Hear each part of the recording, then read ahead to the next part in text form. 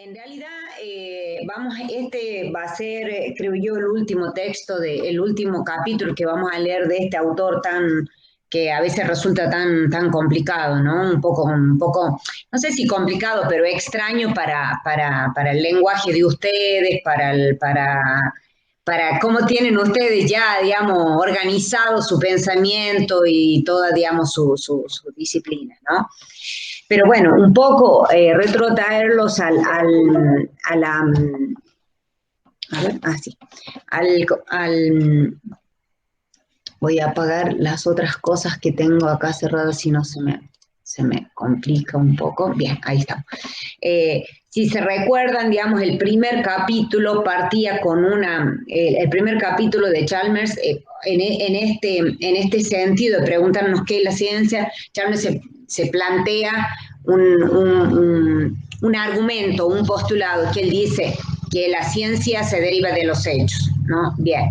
Entonces él problematiza todo ese argumento, ¿sí? Para decir que en realidad, bueno, que los hechos son la base fáctica de la ciencia, pero a lo largo del primer capítulo él ha ido problematizando eso y al final plantea que, bueno, eso es en parte verdad, pero en parte no es verdad, porque los hechos no, porque ahí problematiza la falibilidad de nuestros sentidos, porque los hechos no se nos presentan tal cual son y nosotros no podemos captarlos con nuestros sentidos tal cual los hechos son, ¿no? Entonces, bueno, de ese primer capítulo podemos resumir esa idea, que para que nosotros podamos acceder a los hechos también necesitamos de un conocimiento previo, es decir, necesitamos la dimensión de la realidad de los hechos, que es la base fáctica, pero también necesitamos la dimensión del pensamiento y de la teoría.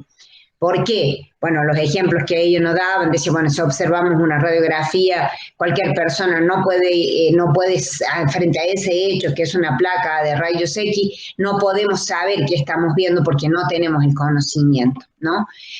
Lo mismo en la disciplina de ustedes, gente que se encuentre, digamos, con algún hecho, digamos, con el hecho más obvio para mí, digamos, en vuestra disciplina sería una copa de vino, pero yo no puedo en esa copa de vino, a través del uso, aunque sea cuidadoso de mis sentidos, captar lo que ustedes pueden captar porque ustedes tienen un conocimiento acumulado que nosotros no tenemos, que yo, por ejemplo, no tengo.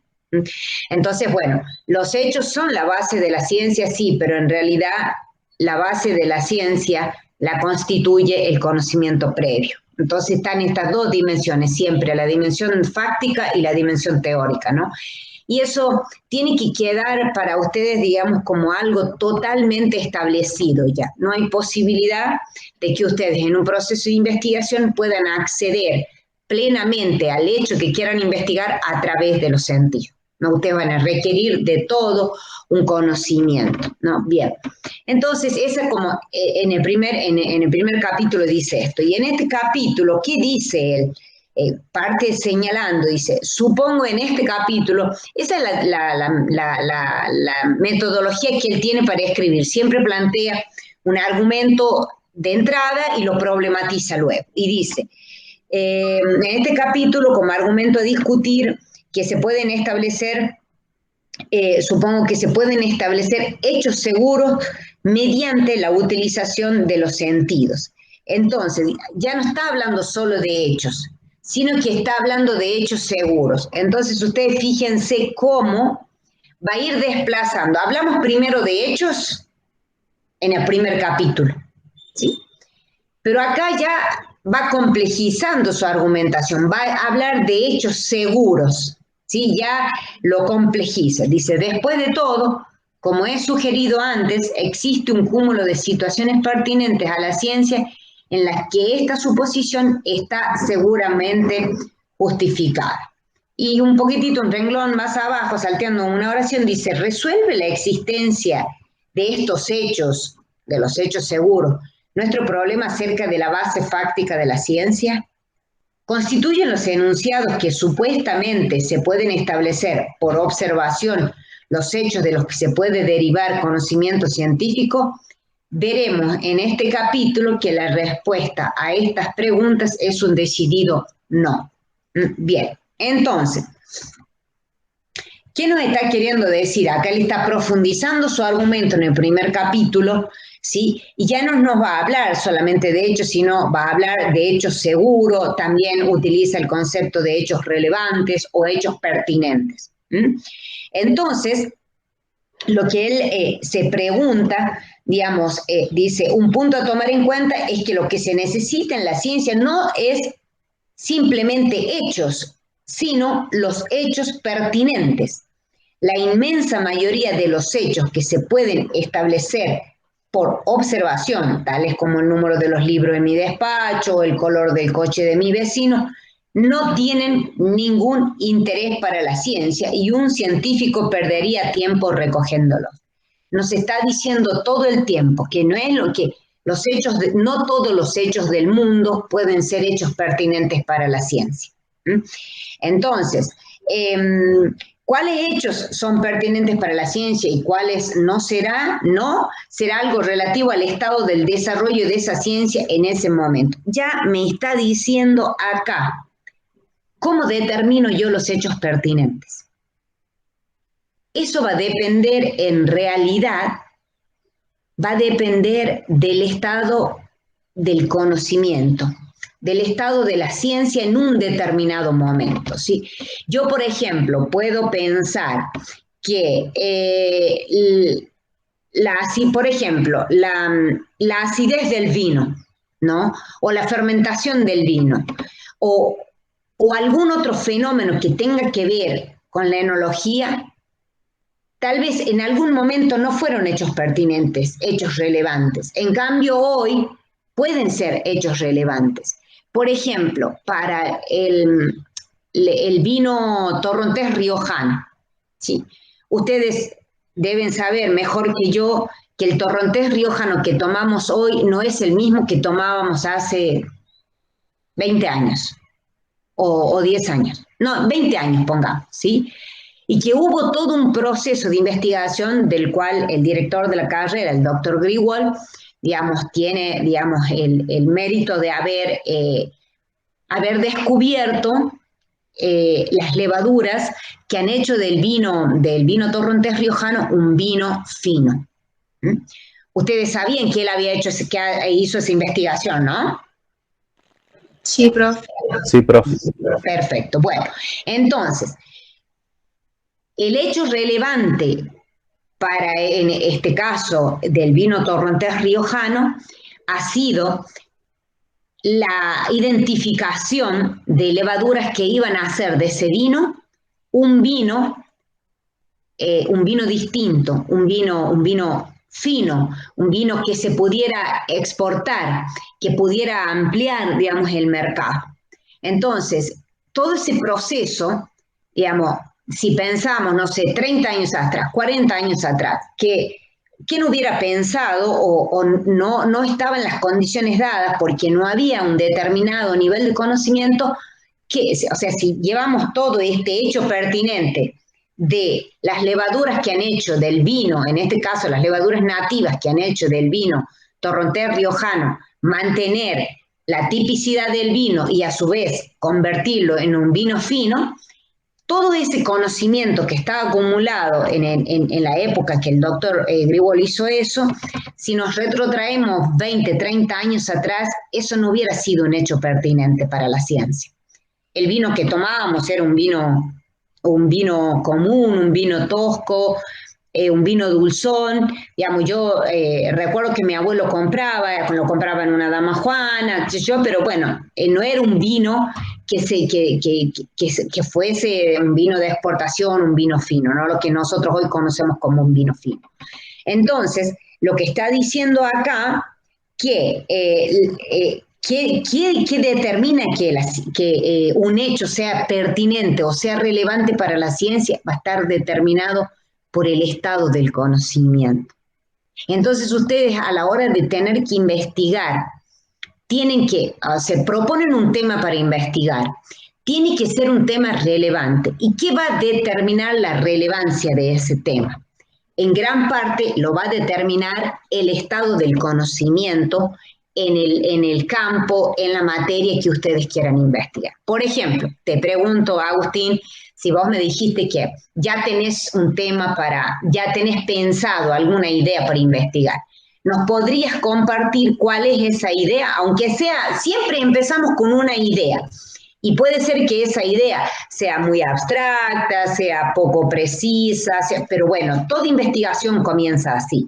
No tiene por qué hoy ustedes tener una idea acabada, precisa de lo que quieren hacer en su tesis. Entonces, Agustín, si quieres compartirnos esa idea que tenés en mente.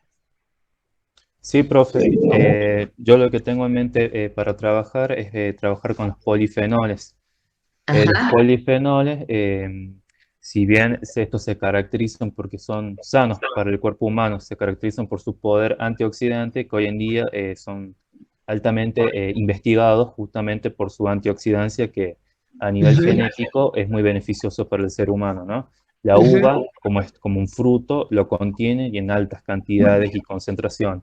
Yo lo que quiero trabajar, yo quiero aislar uno de esos polifenoles que tiene una acción antiséptica que se encuentra, de hecho, en la uva, en el epicarpio, ahí se encuentra, y yo lo quiero extraer de ahí para poderlo usar como un antiséptico, pero orgánico, ¿no? Es decir, que hoy en día hay una demanda grandísima de vinos orgánicos, biodinámicos, y lo que pasa es que hoy en día la gente ya aspira a tener una salud bien marcada, estar en salud, cuidan de su salud, y todo compuesto inorgánico en determinadas concentraciones y dosis es mala para el cuerpo, ¿no? Entonces, mi idea es, nosotros utilizamos en enología aditivos inorgánicos que tienen múltiples funciones y es esencial. El tema es ver, en mi caso, investigar desde qué punto este polifenol yo puedo trabajarlo para que en la industria no tengamos que usar tanto de este compuesto que es inorgánico y en ciertas dosis es nocivo para la salud humana, y utilizar este compuesto orgánico que yo lo voy a aislar, ver en qué etapa de la vinificación lo puedo usar y que vamos a tener que usar aún menos dosis de este compuesto inorgánico que es nocivo.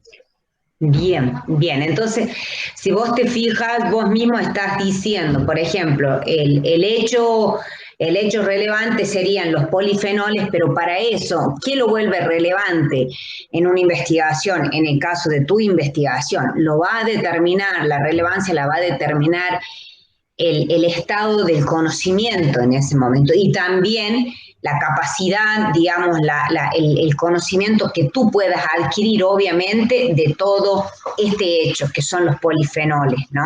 Entonces, vos vas a poder formular a ese hecho, digamos, porque ya cuando hablamos de polifenoles ya estamos hablando de un concepto teórico, digamos. O sea, eso está clarísimo, digamos, ¿no? Porque existe una cosa en la uva que se llama polifenol, pero que alguien lo identificó con ese nombre y ha generado todo un conocimiento en torno a esa cosa, ¿no? Que contiene la uva, un antioxidante, como se le llame, pero se le llama polifenol. Y en torno a ese hecho hay todo un desarrollo del conocimiento que ya está, digamos, plenamente desarrollado, valga la redundancia, y el hecho pertinente para vos va a estar establecido por eso. Entonces, un hecho pertinente, partimos con que la ciencia, digamos, se basa en los hechos, pero después dijimos, los hechos no se nos presentan así nomás, no se nos presentan en toda su esencia y en toda su naturalidad ante nuestros sentidos, ¿sí? ¿Y cómo hacemos para que la ciencia, para que los hechos se nos presenten de manera relevante? Indudablemente tenemos que pasarnos a la otra dimensión de la ciencia, que es el conocimiento establecido, ¿no? Entonces, para que veas, digamos, lo que estamos viendo en este texto, ¿sí? Dice, la ciencia plantea la cuestión y en el caso ideal la observación proporciona la respuesta. En esta sentencia es clarísima. ¿Qué dice?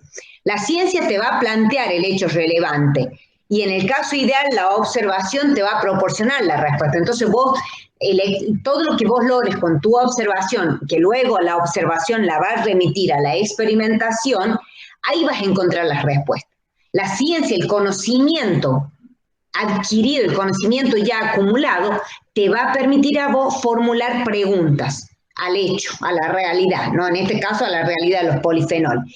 Y tú, a través de la observación, vas a formular las respuestas también. Te formulas las respuestas y vas a hacer tus preguntas, vas a encontrar tu respuesta ya en el ámbito de la realidad, es decir, y tu realidad va a ser, en este caso, lo que logres con el experimento, ¿no? Con que logres con toda tu observación. Entonces, vuelvo otra vez a lo que voy a insistir una y otra vez, es que la ciencia, no es posible hacer ciencia sin hacer dialogar estas dos dimensiones de la ciencia, la realidad y la teoría. Pero hay cero chance de que yo me plantee una idea de investigar y no vaya a buscar la formulación de mis preguntas de investigación si no lo hago en un marco teórico, justamente en un marco teórico. Entonces, esta sentencia que dice acá, la ciencia plantea la cuestión, y las cuestiones y las preguntas, diría yo, y en el caso ideal, la observación proporciona la respuesta. Esta es una sentencia muy importante de este texto, y lo que vamos a ver nosotros, que de pasar de focalizar en los hechos, como hace en el primer capítulo, Chalmers desplaza ahora su atención a lo que es el experimento. Entonces, pasamos de los hechos así, tal cual los percibimos, problematizamos ahí, señalando que se nos presentan de una forma, pero nosotros no estamos seguros, digamos, cómo nuestros sentidos los captan, ¿sí? Y va a depender de nuestra experiencia, de nuestra cultura, de todo. Por ejemplo, darle un ejemplo extremo. La muerte. La muerte es un hecho, ¿sí? Pero cómo la percibimos en la cultura occidental tiene un sentido. Cómo se percibe en la cultura oriental tiene otro sentido, ¿sí? Entonces, la ciencia también va a estar atravesada por los aspectos culturales, ¿no? Si uno hiciera, no sé, alguien se dedicara al estudio más bien cultural del vino, ¿sí? El vino, digamos, como ustedes han visto, si se han visto el video de presentación del curso, digamos, el vino significaba muchas cosas, digamos, en la antigüedad, ¿sí? Hoy tiene un sentido para nosotros de evento social, puede ser para el que fabrica vino, no es solamente una cuestión cultural, sino también tiene que ver con un medio de supervivencia, ¿sí? Tiene muchas dimensiones, entonces la cultura también va a estar atravesando este proceso, ¿no? Entonces, y también cuando si ustedes se fijan acá, al final de la primera página, él cita un ejemplo, ¿no? Él dice de una vivencia con su hermano, de caminar por el campo y ver, digamos, esto dice, cuando yo era joven, mi hermano y yo discrepábamos sobre la manera de explicar el hecho de que la hierba crece más alta entre las huellas que dejan las vacas en un campo. Algo que con seguridad no éramos los primeros en notar. Entonces va a haber todo un debate entre los hermanos de por qué se da esto, ¿no? Entonces lo que él dice es que ahora dice, tengo la fuerte sospecha de que ninguno de los dos estaba completamente en lo cierto, digamos. ¿Y cómo vamos a hacer para decir que, bueno, que la hierba, digamos, que va creciendo, digamos, crece más alta? ¿Por qué crece más alta? Uno dice una cosa, otro dice otra cosa, pero al final, ¿quién tiene la verdad de la cuestión, no? Entonces, se va a necesitar algo más para saber la verdad de ese hecho, de por qué la hierba crece más en el medio de la huella que dejan las vacas, ¿no? Bueno, y también tengo acá, digamos, un cuentito que les quiero leer para que veamos también cómo la verdad en la ciencia, como ya vimos en la primera clase, no hay verdad definitiva en la ciencia. No hablamos de verdades universales ni hablamos de verdades definitivas, ¿no? En la ciencia, justamente, hablamos de verdades en constante modificación, si se quiere, ¿no? Que al final del capítulo de Chalmers se plantea eso. Y les quiero leer un cuento que es que se llama Los ciegos y el elefante, ¿no? Que bueno, si quieren después lo tengo en archivo, así que se los voy a subir, ¿sí? Dice, era una aldea de puros hombres ciegos. Un día un elefante distraído llegó a la aldea provocando un gran alboroto. Todos los ciegos, curiosos, se acercaron para poder conocerlo. Uno de los no videntes, el más anciano, tocó su trompa y dijo, el elefante es como una rama de árbol así de flexible y porosa. Sin embargo, otro de los que estaba allí, al tocar su oreja, dijo, no, el elefante es como un abanico amplio y dócil. Por último, uno de los invidentes, el más joven del pueblo, rozó la pierna del paquidermo y dijo, no, ustedes están equivocados. El elefante es como un tronco duro, inamovible, fuerte. Y así los tres ciegos siguieron discutiendo sin saber que los tres tenían la razón y al mismo tiempo los tres estaban equivocados. Entonces, este es el juego de la ciencia, que es lo que acá Chalmers dice. Él decía una cosa, daba una razón por la cual la hierba crecía en el medio de la huella y su hermano daba la otra razón. Entonces, ¿cómo dirimimos esto? Entonces, yo digo que los polifenoles son buenos, que los polifenoles son malos, son beneficiosos o no son beneficiosos para la salud. Entonces, ¿quién dirime esto? ¿Cómo se dirime esto? Necesitamos, y ya no solamente alcanza con una simple observación de hechos, sino de lo que se necesita es de un proceso de investigación, es de un proceso de experimentación, ¿sí? Y acá quiero hacer un paréntesis y preguntarle a Carolina. Vos, Carolina, ¿estás ya con alguna idea para hacer tu trabajo de tesis? Sí, profe, yo tenía una idea, luego la cambié y bueno, ahora tengo ahí, pero no busqué mucha información todavía con respecto a ese otro tema. Perfecto. ¿Y cuál sería esa idea? Bueno, es un poco sobre trabajar con mosto sulfitado, que bueno, lo utilizan generalmente para, por ejemplo, para lo que es hacer los jugos, esas cosas. Y bueno, es el mosto de la uva y para que se mantenga, para que sea inatacable por otros microorganismos, lo trabajamos con anhidrido sulfuroso. Y luego lo venden para otras empresas, incluso para hacer caramelos, bueno, por ejemplo el jugo ADE, o también para otras bebidas también. Ah, bien. Pero me falta igual buscar un poco más de información sobre eso. Perfecto, porque tenés que determinar el hecho relevante. Claro, sí. ¿Sí? Entonces, eso solamente lo vas a poder determinar con la teoría. Cuando uno hace investigación, la única forma de formularle preguntas a la realidad, a los hechos que yo quiero observar, va a ser a través de la teoría. Porque la teoría me va a indicar, por ejemplo, tal vez yo estoy pensando una idea y tal vez la idea puede o estar archi-investigada y ya no ser relevante para la ciencia, o puede ser, digamos, una idea que no va a tener la posibilidad de ser resuelta, algún problema que no va a tener la posibilidad de ser resuelto.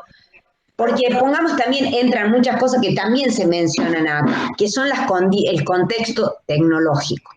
Yo no me puedo proponer, digamos, hacer una investigación acá en Chilecito con una tecnología que solamente exista, no sé, en Francia, y que yo no tenga la posibilidad de acceder a eso. Claro, por ejemplo, el año pasado, bueno, la idea era investigar un poco sobre el contenido de hierro en los vinos, pero acá en esta zona no es muy alto el contenido de hierro, entonces no era muy factible hacer varias microvinificaciones porque la diferencia en miligramos de varios vinos iba a ser muy poca. Entonces, como que no iba a ser muy útil la investigación. Por eso decidí cambiar.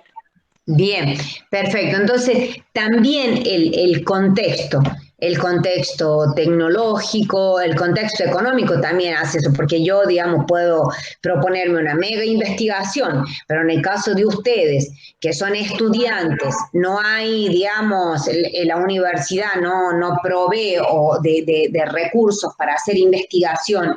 En el caso de los estudiantes, las escuelas, digamos, siempre digo yo que las escuelas debieran proveer cierta ayuda para los estudiantes para hacer, digamos, para hacer sus tesis, porque se requiere de recursos. Hay que hacer análisis, en el caso de ustedes se requiere comprar material, una serie, digamos, de procedimientos que significa costos también. Entonces también ese contexto va a atravesar mi investigación, va a determinar qué es lo que yo quiero hacer, tanto el contexto teórico, el contexto tecnológico, el contexto económico, son todas variables que uno tiene que tener presente a la hora de plantearse una investigación, ¿no?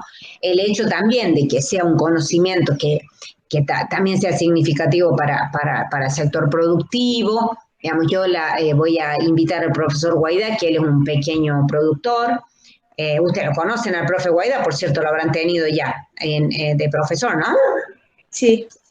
Bien, sí, perfecto. profe, sí. Bueno, ustedes saben que él es un pequeño productor que está trabajando más bien en la línea orgánica, en la línea, digamos, respetando los ritmos ecológicos, de la naturaleza y eso, pero también, digamos, él es una persona que también tiene experiencia en investigación y me gustaría invitarlo para que él también comparta su experiencia, pero más que todo para aquellas personas que todavía no tienen definido qué investigar, también salgan ideas, ¿no? Él les proponga ideas, porque él como productor, más allá, digamos, de él, y como productor y estar, digamos, y haber conocido también, él ha sido parte de la cooperativa La Riojana, tiene su padre que es integrante que todavía está dentro de la cooperativa, saben cuáles son las necesidades de investigación en el área de la viticultura, ¿no? Entonces eso también, digamos, sería muy importante porque tal vez no todos ustedes tengan ya una idea clara de lo que quieran investigar, ¿sí?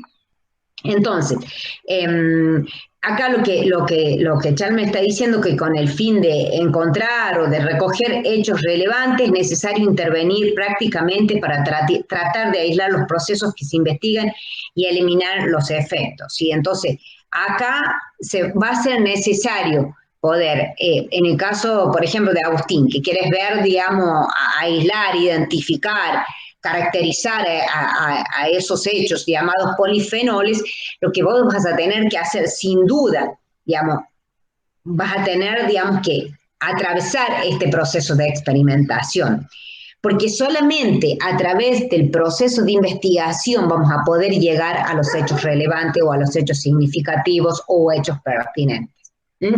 ¿Y qué son finalmente los hechos pertinentes de la ciencia? ¿De dónde se van a derivar esos hechos pertinentes de la ciencia? Se van a derivar justamente de los resultados experimentales. Entonces, yo voy a tener un proceso de experimentación y voy a tener resultados en la experimentación, ¿sí? Por ejemplo, yo me recuerdo algunas veces que el profe Grigol vino a presentar en el curso su tesis doctoral, pues, todo su proceso, y a él llevó, creo que fueron 5 años, resultado tras resultado, tras resultado, tras resultado, tras resultado, ¿no? Hasta que resultados experimentales, ¿sí? Estamos hablando de los resultados que se llegan a través de toda la experiencia de los experimentos, ¿sí?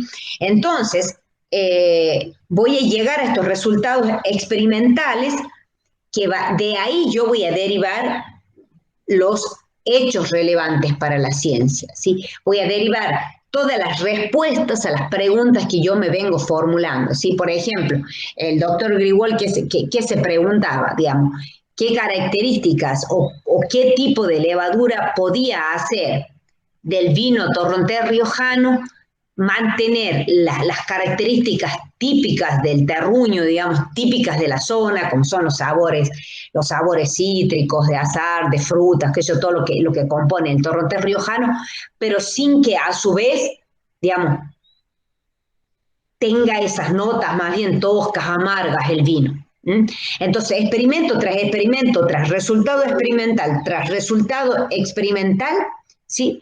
Él va a llegar a ese hecho relevante, ¿sí? A lograr sintetizar esa levadura, ¿sí?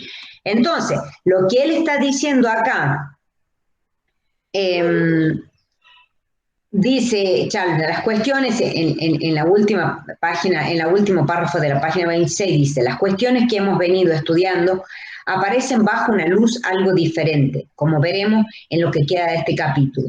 Tan pronto como enfocamos en el experimento, más que la simple observación, porque en el capítulo 1, acuérdense que estamos hablando de los hechos a los que accedemos con la observación, en cuanto que proporciona la base de la ciencia. Entonces, la base de la ciencia, ahora, más que los hechos, van a ser los resultados experimentales, ¿sí? Más que los hechos así que se nos presentan de manera inmediata, así como, no sé, esto un lápiz, en realidad esto no es un hecho relevante para la ciencia, ¿sí? Tal vez el hecho relevante para la ciencia sea la tinta que tiene, cómo se llega a dar el color, bueno, todo eso sea un hecho relevante a la ciencia, pero este marcador en sí mismo no es un hecho relevante para la ciencia. Es cómo llego cómo llego al hecho relevante, y al hecho relevante voy a llegar a través del experimento, ¿no? Y entonces ahí dice que eso es lo que proporciona la base de la ciencia. Entonces, fíjense ustedes cómo va cambiando el argumento, ¿no? Cómo vamos profundizando y cómo vamos problematizando, ¿sí? Dice, los resultados experimentales no son en absoluto dados directamente, ¿sí? Como todo experimentador sabe, y de hecho todo estudiante de ciencia, no es cosa fácil hacer que un experimento funcione. Un nuevo experimento significativo puede llevar meses, años, hasta que se ejecuta con éxito. Eso también ustedes deben tener, digamos, muy presente eso, ¿sí? Que puede haber también, si tienen la oportunidad de conversar con Lorena Martínez, que creo que en algún momento ustedes la tuvieron también como profe, ¿no? A Lorena Martínez. Sí. Bien. Entonces, yo no, profe, pero sí la conozco. Participé de muchas cataciones con él, pero sí la conozco. Perfecto. Bueno, Lorena creo que determinó las concentraciones de potasio, me parece, en el suelo, en la uva, a partir de, bueno, hizo un estudio de suelos y todo eso. Bueno, y ella contó cuántas veces, digamos, todo el tiempo que le llevó su experimentación, todo el proceso, ¿no? Entonces eso es muy importante que ustedes tengan presente, ¿sí? Porque no les podemos decir que ustedes van a tardar una semana en hacer su experimento y ya está, digamos, o que en un mes lo van a hacer. Probablemente sí, pero lo más probable es que esto lleve todo un tiempo, ¿sí? Entonces, porque a su vez, como dice este texto, cada etapa supone un desafío técnico. Cada etapa supone un desafío. Lorena estuvo primero con una investigación, pero para lo cual ella pensaba hacerlo en el laboratorio de la UNDEC y se rompió una máquina y no sé qué, y tuvo que cambiar totalmente todo.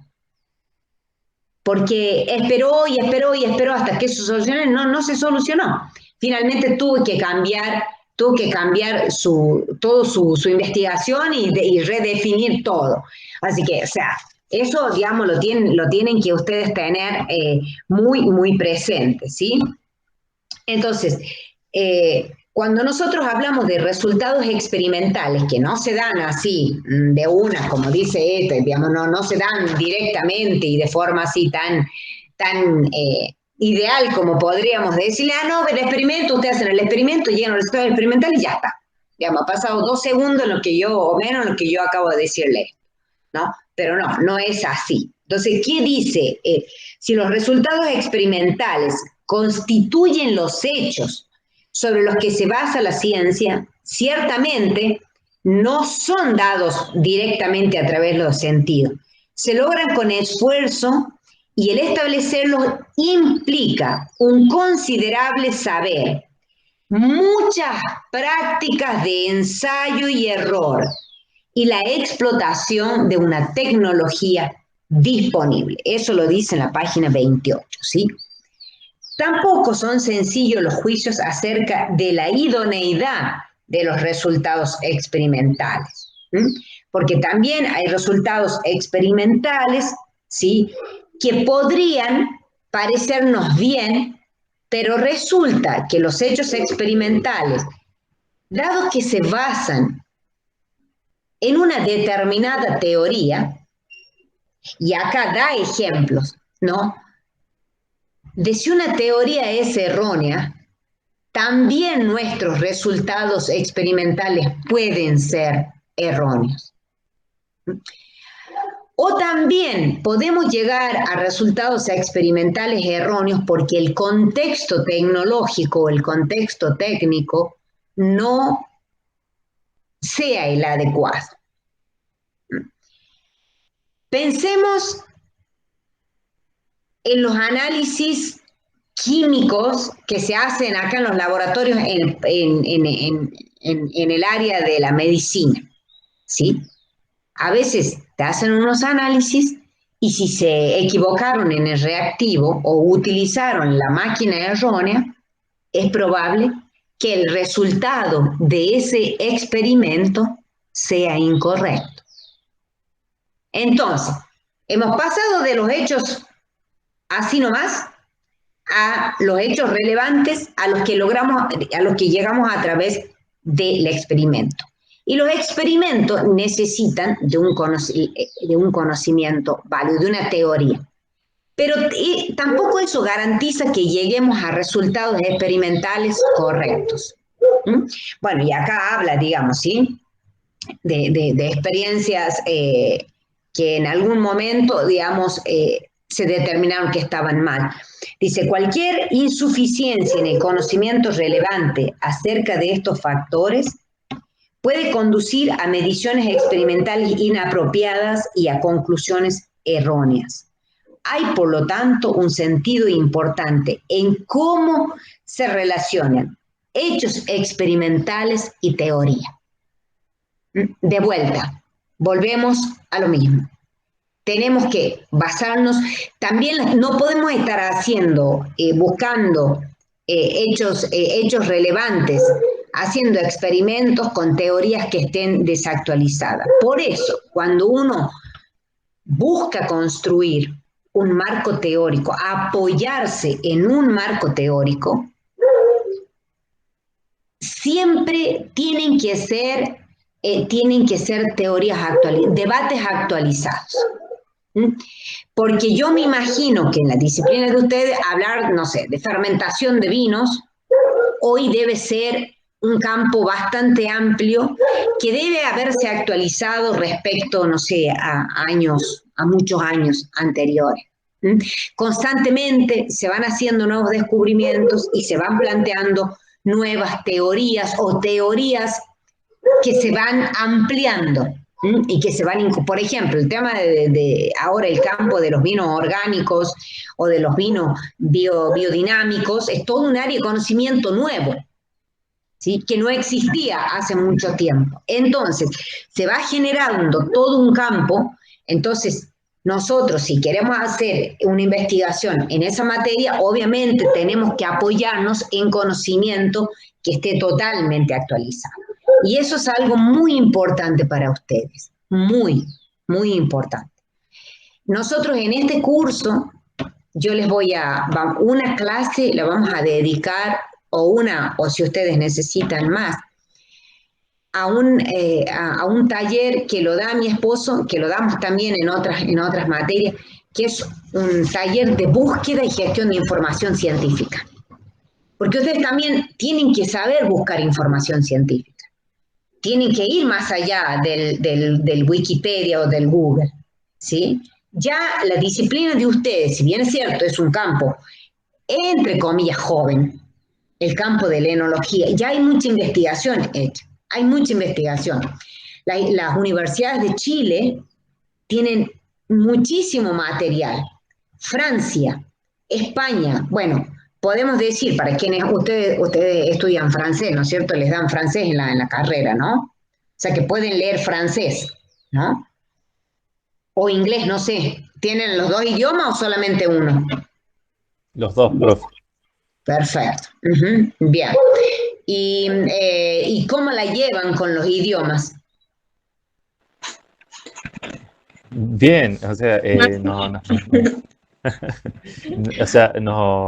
inglés tenemos 3 años de inglés y en esos 3 años nos entrenan para la interpretación de textos científicos. Perfecto. No para la traducción, pero sí para la interpretación. Y en francés también igual. Bien, es importante porque eso también les permite a ustedes, porque una segunda o tercera lengua en el área de ustedes obviamente tiene un carácter bien técnico, ¿sí? Entonces, no les dan un idioma, ya sea inglés o francés, para que, digamos, para la vida cotidiana, ¿no? Obviamente se aprenden cosas de la vida cotidiana en una segunda lengua, pero más que todo el objetivo es que ustedes puedan manejar, digamos, un inglés o un francés técnico que les sirva para la disciplina de ustedes. Entonces, eso, bueno, también les amplía la posibilidad en el campo de la búsqueda de la información, ¿sí? Entonces, lo que yo quiero planificar con ustedes es un taller, un día, una de las clases, ya les voy a decir cuando ya entremos ya en el campo de la formulación de la propuesta, un pequeño tallercito de búsqueda y gestión de la información científica. Entonces, ¿dónde buscar? ¿Cómo buscar? ¿Qué buscar? ¿Sí? Porque uno pone, no sé, vinos en un portal académico y va a tener 1.000.000 de papers. ¿Y qué hago con 1.000.000 de papers? Tengo que poder afinar mi búsqueda, saber, digamos, cómo afino la búsqueda, cómo busco vinos y levaduras, cómo solamente busco levaduras y cómo es ese procedimiento, que es un procedimiento lógico, ¿sí? que todos debiéramos conocerlo para poder hacer esa búsqueda de información, sobre todo que ahora el mundo está disponible para nosotros en el mundo virtual, está todo disponible. Todo, absolutamente todo. Ya no necesitamos ir a Mendoza, ni a Chile, ni a Brasil, digamos, ni a Salta a buscar material, digamos, ¿no? Ya con un solo clic ya lo vamos a tener en nuestro poder, ¿sí? Bueno, dice, los resultados experimentales pueden ser erróneos si el conocimiento que los sustenta es deficiente o erróneo. Una consecuencia de estas características generales, en cierto modo ordinarias, de los experimentos es que los resultados experimentales son falibles y pueden ser puestos al día o reemplazados por causas bastante simples, ¿sí? Por el tema de la tecnología, de la forma en que yo comprendo e interpreto la teoría, ¿sí? Entonces, si yo, digamos, interpreté que la teoría sobre los polifenoles dice esto y otra persona interpretó otra cosa, los resultados experimentales a los que llegue el investigador 1 va a ser un determinado resultado y el que llegue a otro investigador que interpreta de otra manera también va a ser un diferente resultado experimental, ¿sí? Entonces, lo que yo quería hacer con ustedes hoy es, pero bueno, les voy a subir ahora al WhatsApp un trabajo muy cortito de 4 páginas que les voy a dar, son las 19:10, les voy a dar 20 minutos para que lo lean. Y después yo voy a hacer una presentación. ¿Por qué quiero yo hacer esto con usted? Es un texto más bien de la disciplina de usted, ¿no? Son 4 páginas cortitas con muchas imágenes, o sea que lo van a leer en 20 minutos.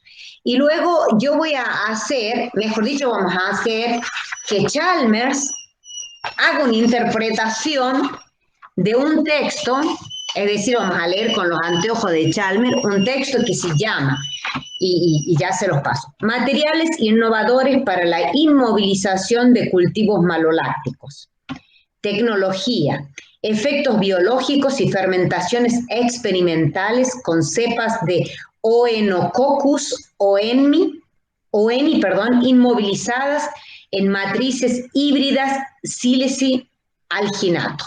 Para mí, chino básico, pero seguro que para ustedes va a ser mucho más fácil, ¿sí? Ahí se los mando a WhatsApp para que también lo tengan todos los compañeros, ¿sí? De nuevo con la grabación después de la lectura de este texto de Guzón y colaboradores.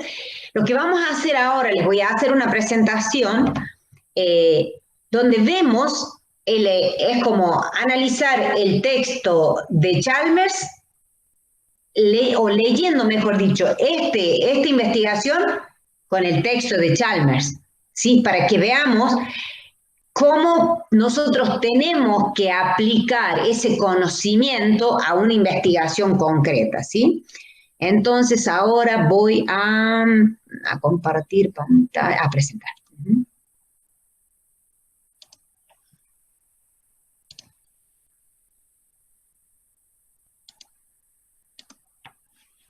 Esperen un poquito.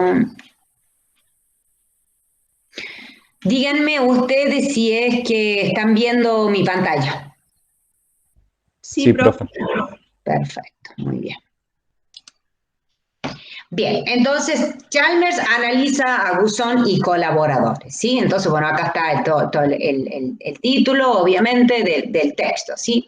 Bien, vamos a partir con el concepto de hecho pertinente en el texto de Chalmers, ¿sí? Dice, Chalmers plantea que para arribar a un hecho pertinente no alcanza con el uso cuidadoso de la observación. Necesitamos de los experimentos y los resultados experimentales.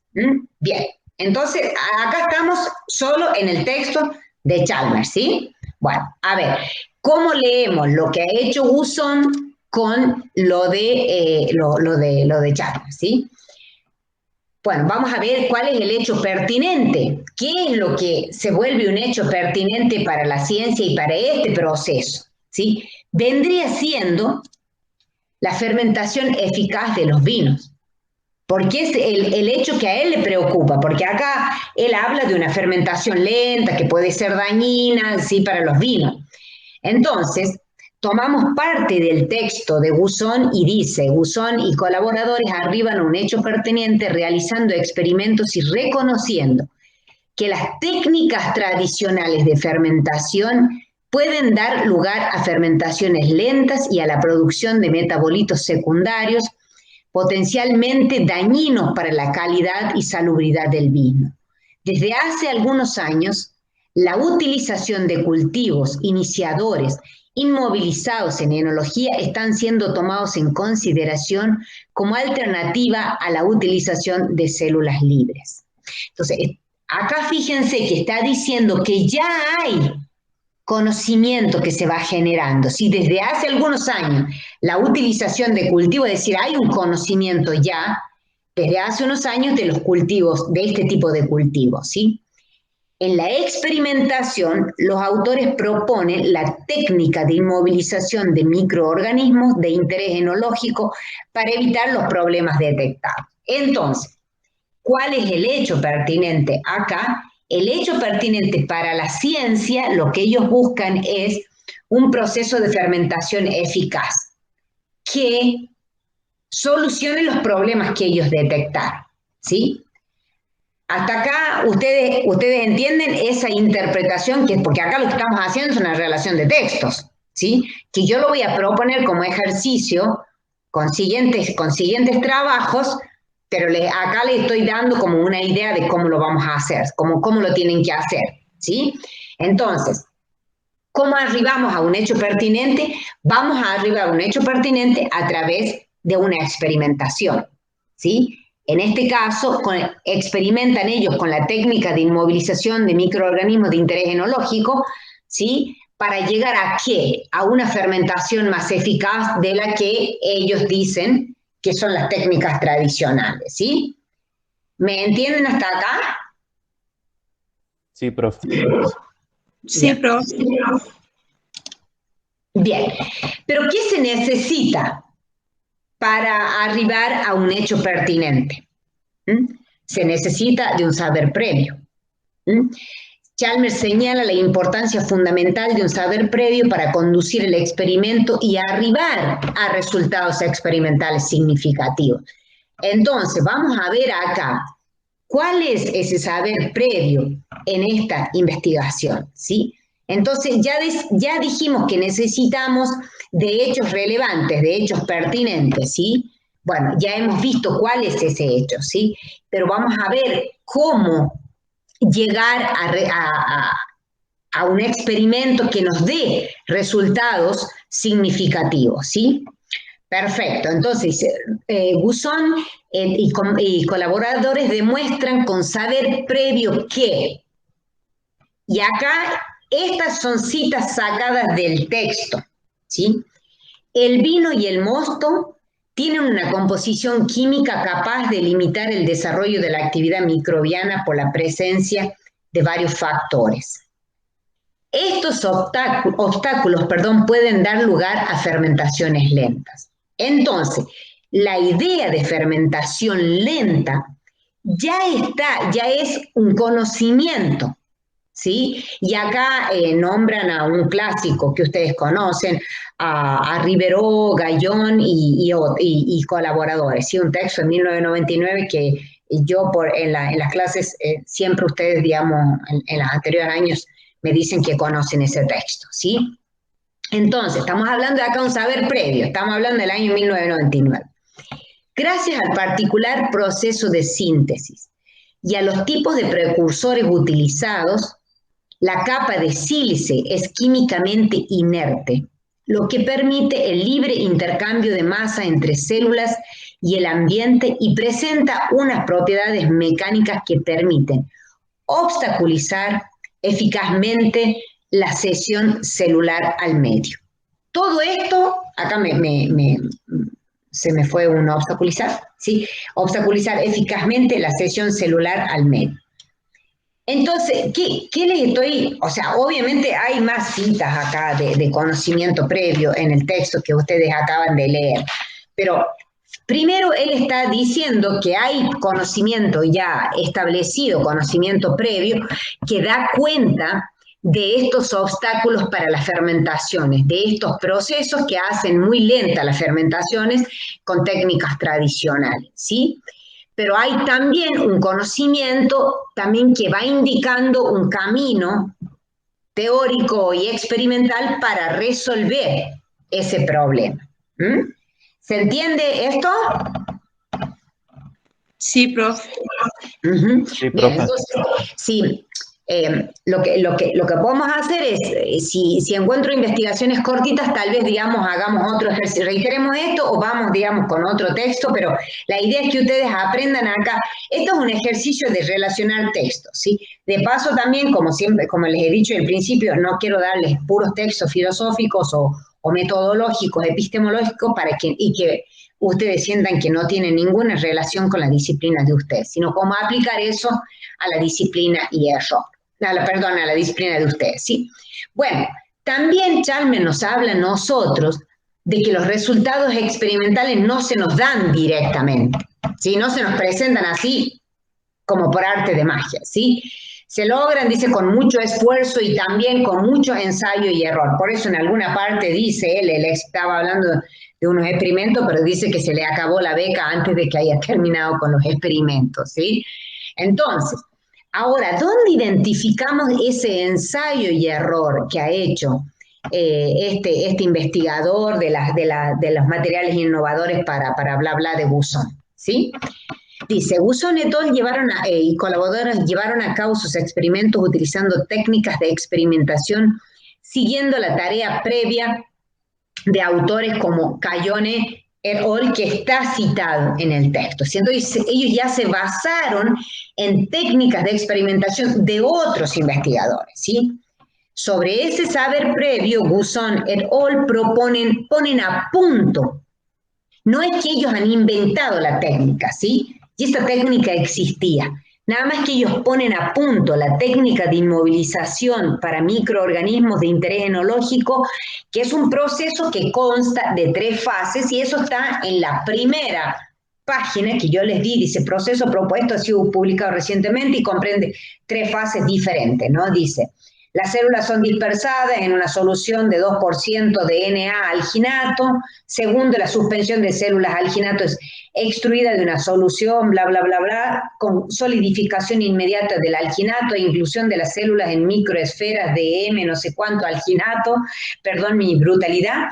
Y tercero, las microesferas son recubiertas con una capa de sílice sintetizado por el sol gel de 2 diversos precursores alcosílicos, el tetraectosilizano y el metil, bra, bra, bra, de no sé qué, silano. Disculpen mi desconocimiento, ustedes podrán, digamos, así como a ustedes les cuesta leer el texto de epistemología, esto. Bien, entonces, esas son las 3 fases de esta técnica, que ellos la ponen a punto, no es que ellos la han inventado, ¿sí? Luego, dice, se aplicaron numerosas técnicas para la caracterización químico-física del sistema de inmovilización propuesto, ¿sí? Para verificar el mantenimiento de la actividad fermentativa de las células incluidas en la matriz sílica-alginato, se llevaron a cabo fermentaciones experimentales con diversas concentraciones de sustrato, ensayando, experimentando y equivocándose, ¿sí? Bueno, tal vez ustedes al leer este paper, como tienen más conocimiento de esto, puedan ver también otras dimensiones de este proceso de ensayo y error. Entonces, ustedes tal vez cuando hagan su proceso de investigación, obviamente van a utilizar tal vez con mucha probabilidad, con alta probabilidad, es que ustedes vayan a usar algunas técnicas que ya están o que ya han sido utilizadas por otros investigadores. Sencillamente ustedes lo que van a hacer es adaptar esa técnica al experimento que ustedes vayan a hacer. Bien, entonces, mire, fíjense ustedes, hemos pasado de identificar el hecho pertinente, para lo cual tenemos que hacer un experimento. ¿Qué supone un experimento? Supone un ensayo y error, mucha equivocación y mucho nuevo intento, hasta que realmente lleguemos a resultados significativos. Pero también acá en el proceso de experimentación son muy importantes las condiciones en que yo observo, todo el contexto de observación y el contexto tecnológico en el que yo voy a llevar a cabo mi experimento, ¿sí? Chalmers asegura que la disponibilidad y explotación adecuada de la tecnología es de vital importancia para arribar a resultados experimentales significativos. ¿Se acuerdan que en el ejemplo de Hertz, que él nombra, digamos, que no sé, en la medición de las ondas largas, algo así, y bueno, y él falla porque su contexto de observación y tecnológico no daban, digamos, no le generaron las condiciones adecuadas para llegar a resultados que no sean erróneos, ¿sí? Buzón y colaboradores describen el uso de técnicas y tecnologías apropiadas en el proceso de inmovilización de cultivos malolácticos.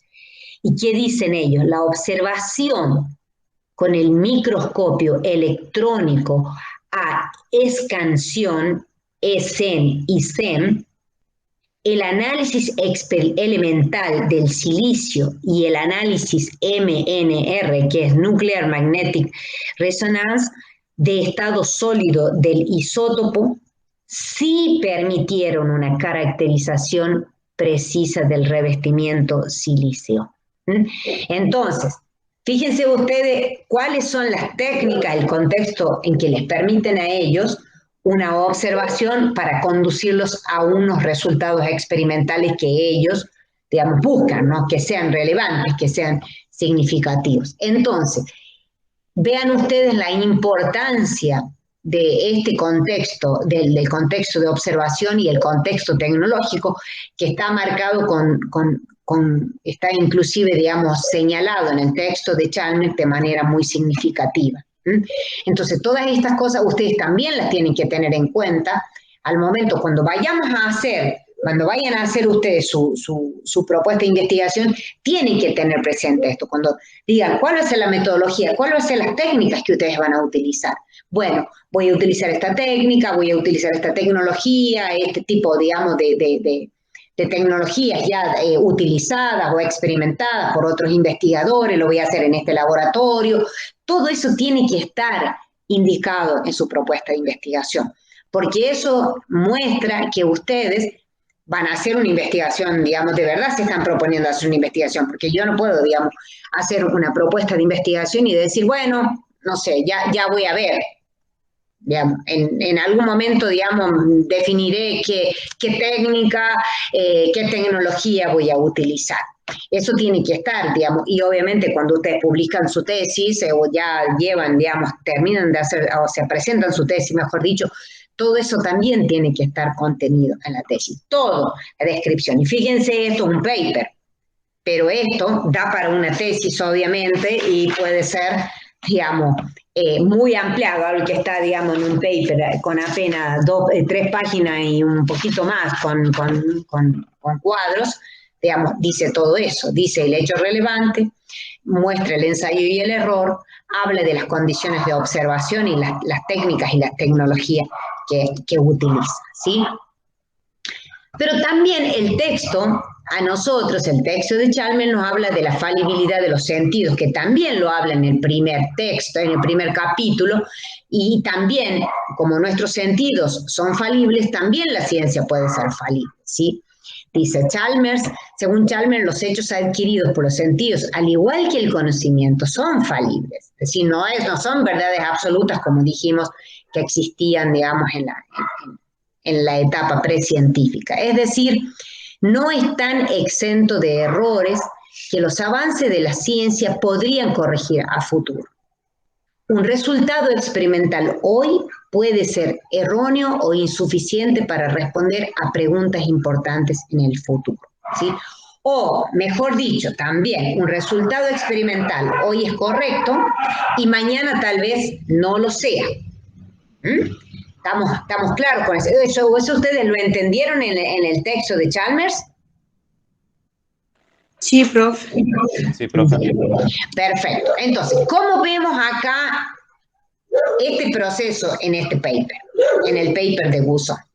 Dice, esto se muestra con los experimentos de Guzón et al., quienes buscan demostrar que los métodos tradicionales de fermentación hoy ya se demuestran ineficientes o falibles.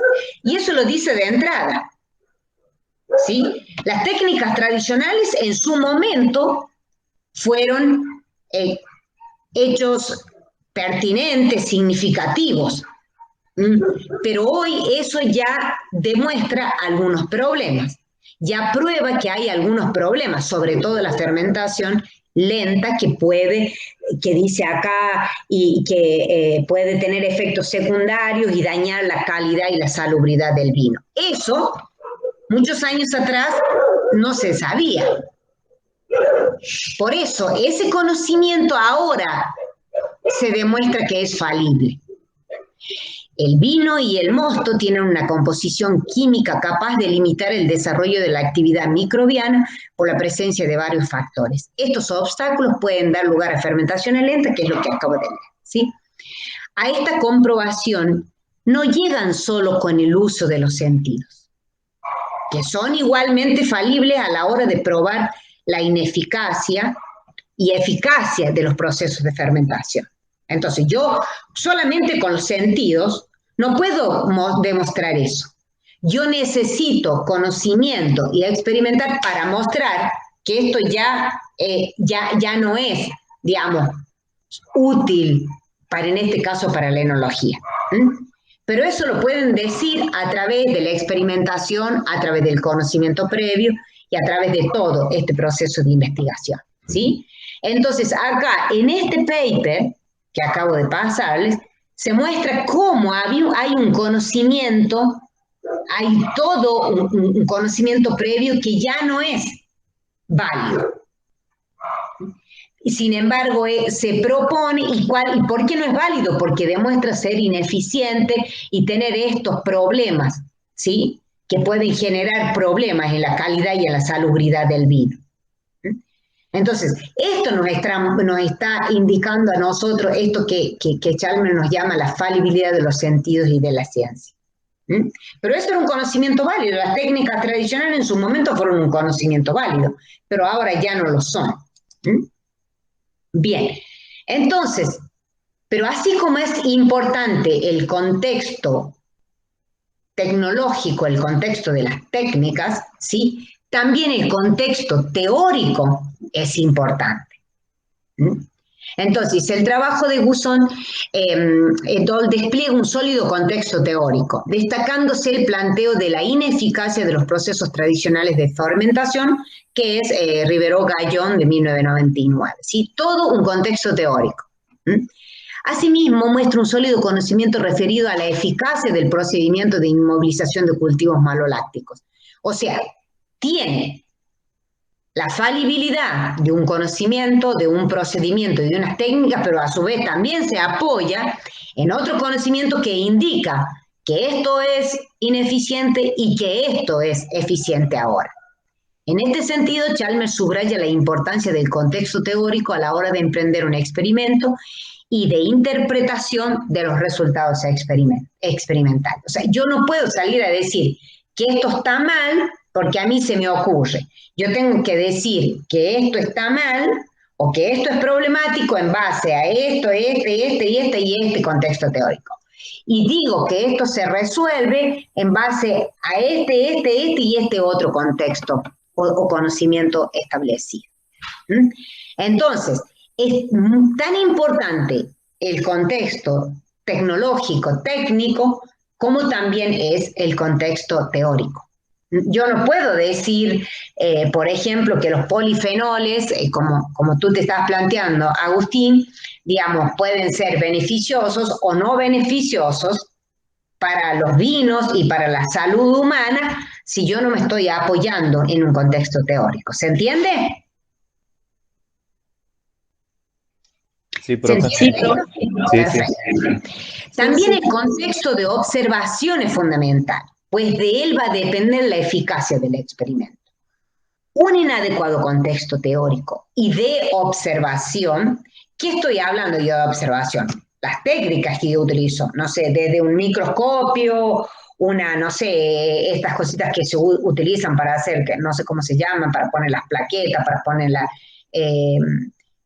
que son todas estas herramientas que ustedes tienen en un laboratorio, ¿sí? Ese es el contexto a través del cual yo observo, ¿sí?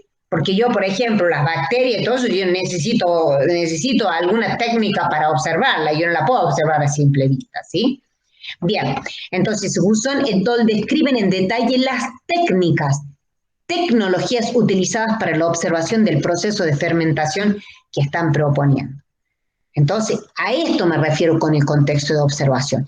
La observación con el microscopio electrónico a escansión ESEM y SEM, el análisis elemental del silicio y el análisis del MNR, fermentaciones experimentales con diversas concentraciones de sustrato. Los datos experimentales fueron tratados según el método propuesto por Lineweaver y Bark. Entonces, fíjense cómo acá, en estos párrafos, digamos, muy sacados así, digamos, del contexto, nosotros podemos ver qué es eso que nos dice Chalmers del contexto teórico y el contexto de observación. ¿Cómo observamos? ¿Sí? En la ciencia, en la disciplina de ustedes necesitan todas estas cosas que yo más o menos pongo acá, no sé, todos el microscopio, todas estas herramientas que ustedes necesitan que les van a permitir a ustedes observar y a su vez experimentar. Eso también es importante.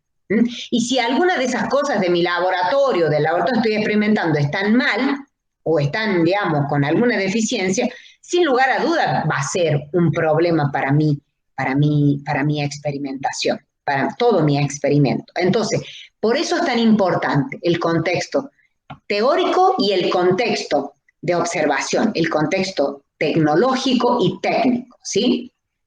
Bien, hasta acá. ¿Van entendiendo esta relación de texto? ¿Le van encontrando algún sentido? Sí, profe, sí se entiende bastante. Sí, profe. Bien, perfecto. Entonces, ¿quién nos habla? Chalmers nos habla de un argumento singular. ¿Sí? Circular, perdón. ¿Qué quiere? ¿A qué me habla con esto de circular? Primero, él nos habla de la falibilidad de los sentidos. La falibilidad de los sentidos también nos puede conducir a la falibilidad de las teorías.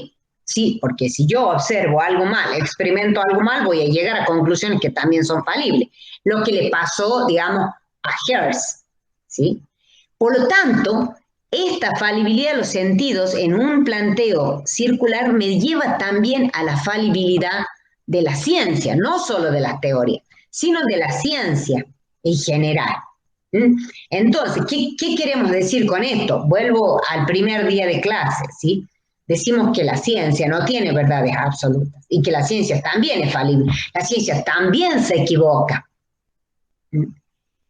Si no, sería un dogma, ¿sí? Dios existe más allá de cualquier cuestionamiento. Pero no estamos hablando en ciencia, no estamos hablando de dogma, estamos hablando de conocimiento científico. Estamos hablando de verdades que justamente hoy día pueden ser válidas y mañana pueden ser erróneas, ¿sí? Yo les mencioné también el caso del HIV, del virus del HIV, ¿sí? De inmunodeficiencia, en lo que conocemos como SIDA, ¿no? En su momento se pensó que era una enfermedad que solamente afectaba a un determinado grupo poblacional, que era la población homosexual. Ahora sabemos que no es así. Bueno, eso en la medicina es así, muy, muy común, ¿sí? El cáncer antes no era una enfermedad que se cura, ahora es una enfermedad que se cura. Bueno, pero todo eso, ¿cuál es la moraleja de todo eso? Que la ciencia siempre está sujeta a la revisión y al perfeccionamiento. Si no, hubiéramos hecho descubrimiento y ahí nos hubiésemos quedado todos. Si no, no estaríamos hablando, no estaríamos en la universidad ni estaríamos conversando estas cosas en este momento, ¿sí? Entonces, cuando él habla del argumento circular, nos está diciendo que, ya que nuestros sentidos son falibles, nos pueden hacer ver cosas que de verdad no son así, ¿sí? Eso también nos puede conducir a que arribemos a teorías que son falibles, por lo tanto, nos lleva a plantear que el conocimiento, que la ciencia no es también falible, que la ciencia se equivoca. Por lo tanto, porque si la ciencia no se equivocara, no tendríamos que estar investigando más nada. Ya se hubieran dicho todas las verdades habidas y por haber, y ya no tendríamos que hacer más nada nosotros, ¿sí? Bien, con esto yo quería, digamos, mostrarles a ustedes o mejor dicho, cómo llevar el planteo. Déjenme que quiero terminar la presentación. Ahí está. Listo. Entonces, con esto yo les quería mostrar a ustedes cómo llevar este planteo de Chalmers, que les puede resultar un poco abstracto, un poco filosófico, cómo llevarlo a la disciplina de ustedes. En este caso, a esta investigación. Ustedes pueden, obviamente, tienen este texto ya en manos de ustedes, pueden volver o hacer el ejercicio con alguno, o pensarlo en términos de las cosas que ustedes se están planteando, ¿sí? Bien. Preguntas que les hayan quedado de este texto que parecía cortito, o en realidad el texto de Chalmers es corto, pero es también intenso. ¿Mm? ¿Qué dudas? Bueno, ustedes tienen preguntas para responder que me gustaría que hasta el viernes las envíen. Son 3 preguntitas, ¿sí? Creo que con lo que hemos visto ahora van a estar en condiciones, mejores condiciones de responderlas. ¿Mm? Sí, profe, Sí, totalmente. profe. Ya es como que sacamos un par de dudas y bueno, se entendió bastante la relación del texto, eh, cómo compararlos, o sea, viene esa parte. Así que bueno, de mi parte, lo único, preguntarle cuándo sería la clase de búsqueda de información. Así, bueno, empecemos con el proyecto, con lo más antes Perfecto. posible. Sí, nos quedan, yo creo que una clase más para empezar, una clase más para terminar con esta parte más, si se quiere, filosófica, epistemológica, y ya les voy en la siguiente, ya les voy a mandar el formulario también, y también lo tengo que coordinar con el profe, ¿sí? Para ver también su agenda y darles ahí el curso del taller de búsqueda de información, ¿sí? Así que, bueno, Agustín, ¿alguna pregunta, alguna duda que te haya quedado sobre el texto, sobre, bueno, el texto que les di por recién, seguro que les resultó más divertido? Sí, profe, todo bien en el texto que vimos ahora de la temática enológica. No tuve problema. Lo bueno es que usted nos va haciendo como aplicar el texto de Chalmers acá. Y bueno, lo bueno es que vamos identificando cuál es la hipótesis, el marco teórico y bueno, pude captar algunas cosas y yo creo que se va a afinar mientras más lo sigamos practicando, ¿no? Sí, sí, Y, sí, y seguro. respecto a eso, todo de 10 como nos explicó con el PowerPoint, no me quedó ninguna duda. En lo que sí tengo dudas, usted nos dio unas preguntitas para Sí. responder y yo pude responder las últimas 2, pero no la primera. Ahora, bueno, tengo otra visión también del texto. Voy a insistir en seguirlo, en encontrar esa pregunta, la respuesta a esta pregunta solo, y en caso de que no pueda, lo voy a plantear en el grupo. Capaz que alguien más en el grupo esté con la misma situación que yo, y bueno, ahí lo Perfecto. podríamos ver. Ujú. Quizás, Sí. no sé si se hará falta volver a hacer otra clase, pero bueno, quizás lo podríamos ir planteando en el mismo grupo. Sí, sí, Bueno, sí. O sea, la pregunta de qué es un hecho pertinente. hecho pertinente y sobre todo los 3 pasos que el autor lo determina. Yo no los pude encontrar, pero voy a hacer una relectura y capaz que sí lo encuentre. Así que Perfecto. Sí, sí, con lo lo vas a con lo que encontrar. trabajamos ahora. Sí, Así que sí, bueno, en sí, caso sí. de que no pueda, lo voy a plantear en el grupo en Sí, general para todos. totalmente, Listo. totalmente. Entonces, esta guía debiera estar para el viernes que viene. Yo tengo las personas que ya me mandaron las guías, ya se las voy a devolver, las guías anteriores, ¿sí? No voy a estar ahora, en realidad, no las estoy evaluando con notas porque estoy más bien tratando de captar el nivel de comprensión de los textos de ustedes, ¿sí? Les señalo algunas cosas en el texto, perdón, en el trabajo de ustedes, solamente he recibido 3 guías, lamentablemente, y ya las he evaluado, ya las he leído en realidad, y bueno, veo que falta todavía como un poquito de corrección, pero mínimo es, o sea, yo no estoy esperando, digamos, yo me estoy pero totalmente segura de que es un texto denso para ustedes, nuevo para ustedes, por lo tanto no me sorprende, digamos, y un nivel de comprensión, se requiere, digamos, también una ayuda, se requiere por ahí una nueva lectura, entonces, pero en general las 3 guías están bien, yo marco algunas cositas ahí, pero bien, la idea es que yo los quiero ayudar con una guía de lectura a que ustedes focalicen a dónde tienen que focalizar, ¿sí? ¿Sí? Este texto yo no le voy a preguntar qué ha hecho Hertz y qué ha hecho Chalmers y su hermano con la cosa de las vacas, y eso eso no voy a preguntar, digamos. Entonces, esos 3 puntos son los puntos que a mí me interesan que ustedes capten en el texto, ¿sí? Así que, bueno, gente, Bueno, profe. Profe, eh, yo tengo una consulta con respecto al aula. sí, Bueno, yo, por ejemplo, no pude responder el primer foro y me sale, bueno, ya está está cerrado. cerrada, sí, Sí, sí. y con Bueno, respecto al el bueno, práctico también me sale cerrado.